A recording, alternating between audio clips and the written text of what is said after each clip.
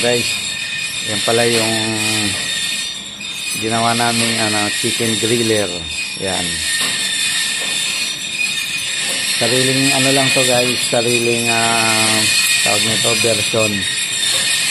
Yan. Unlike sa mga nakikita nyo sa mga litsunan, meron silang sprocket dito, may hawakan. So sa amin naman, iniba namin yung version. Dito ay limahan. So kaya apat lang dito sa taas, nilagay namin sa middle para yung init ng baga nakakats pa rin itong pangalawang layer natin. So dito maglalagay pa kami rito ng isa pang bar para pag may naluto na kayo na manok, pwede nyo dyan ilagay para mainit. So ito nga pala yun. Yan. So wala pa siyang salamin, bali binidyo lang namin ito. Yan. So ayan yung design niya. Yan. Sariling lang to, version ng design. Yan. Bali yan ang niya, yung motor niya.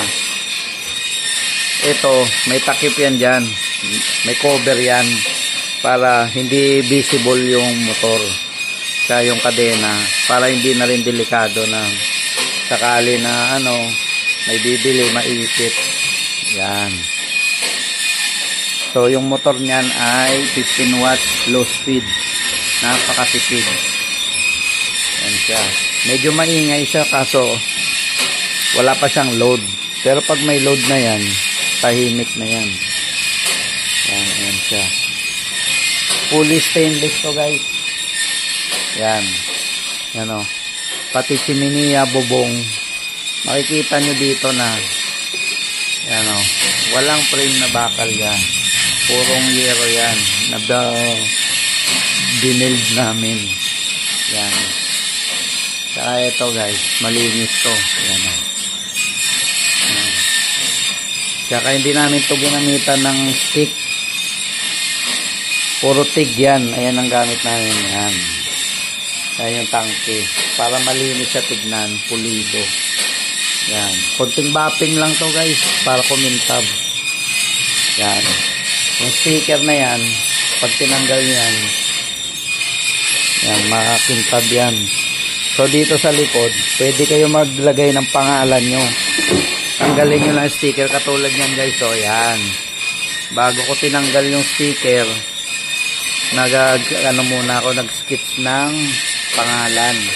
Tapos niliha para may instant print na siya na pangalan. Yan o. Yan. Tapos may cabinet pa to. Lalagyan ko pa to guys ng sa ilalim ng insulation para sa sa init, hindi bumaba dun sa makina niya. Yan. Yan siya guys.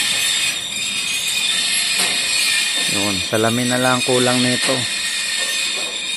Sunod na araw tapos na to. Yan. Ayan pala guys yung mga niya. Ayan guys o. Ito guys, pag tinanggal mo siya, angat mo lang to. Ayan yung kanal niya o. Yan. Angat mo lang siya ganon.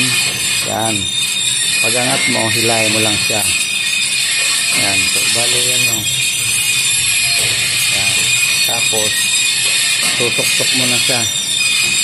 Susok-sok mo lang siya dyan o. Yan o. O. Tatiming mo lang. Susok mo siya. Yan. Sobrang dali lang. At lagay mo rito.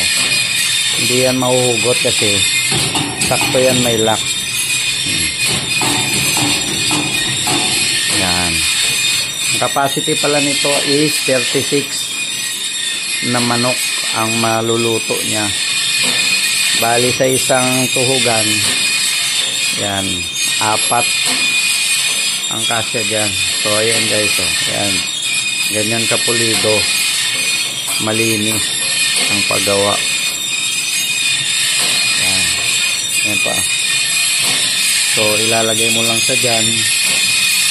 Tutuhog mo lang. Yan. Tapos, ikot na yan. Alright. So, yun guys. Yun lang muna. Yan. Ayan ang kabuuan niya. May gulong din pala yan guys. Ayan o. Laki ng gulong yan.